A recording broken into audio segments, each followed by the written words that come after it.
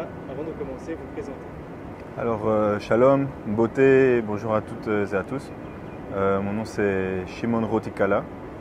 Je suis rabbin et chercheur en histoire de l'Afrique centrale. Donc, nous avons fait cette série d'émissions pour présenter au monde et à tous ceux qui sont intéressés l'histoire des Bnei Congo, des enfants, des descendants de Ram, de Cush et de Nimrod. Parce qu'il faut savoir que souvent les gens sont un peu confus. Ils demandent pourquoi est-ce qu'on parle du Congo, de la Torah, Israël, quel est le lien. Donc nous avons beaucoup de liens. Nous allons vous présenter au fur et à mesure de ces émissions des différentes sources qui vont prouver, que ce soit par la Torah, par l'histoire archéologique, par l'histoire linguistique, l'histoire anthropologique, que les enfants, disons les Congolais, les Bnei Congo, sont effectivement des enfants d'Israël.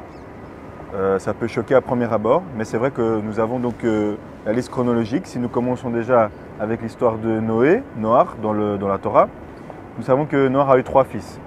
Effectivement, souvent les gens s'arrêtent à cette interprétation-là, mais quand on étudie plus profondément la Torah, ce qu'on appelle le Sod, c'est-à-dire les secrets de la Torah, on voit que le Ari HaKadosh, par exemple, nous dit que non, Noach avait 2 fils, Ham et Yafet.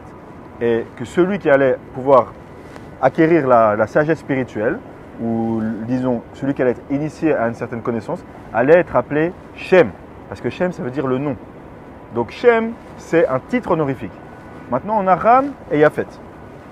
Ram ce sont tous les noirs, l'ancêtre de tous les peuples noirs. Yafet c'est l'ancêtre de tous les peuples blancs. Ensuite il y a eu des mélanges, mais disons c'est les 2 archétypes, les 2 prototypes principaux. Ram, son premier fils, son aîné s'appelle Cush.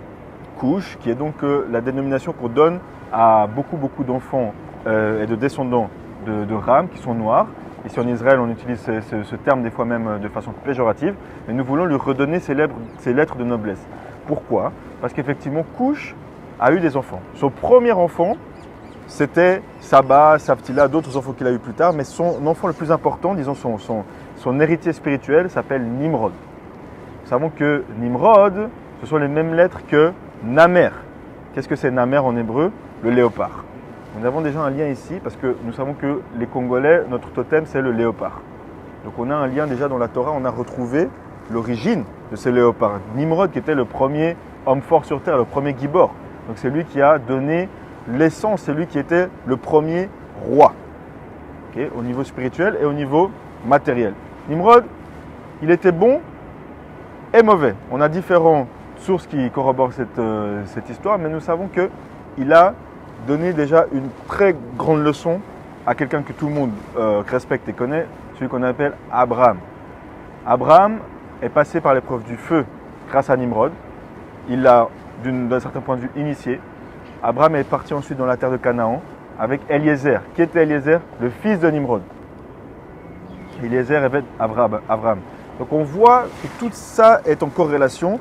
Eliezer qui va devenir, on va dire, l'élève principal d'Abraham. Les deux vont faire des grandes choses ensemble. Nous connaissons donc les Midrash qui nous parlent de la guerre contre les 5 rois, etc.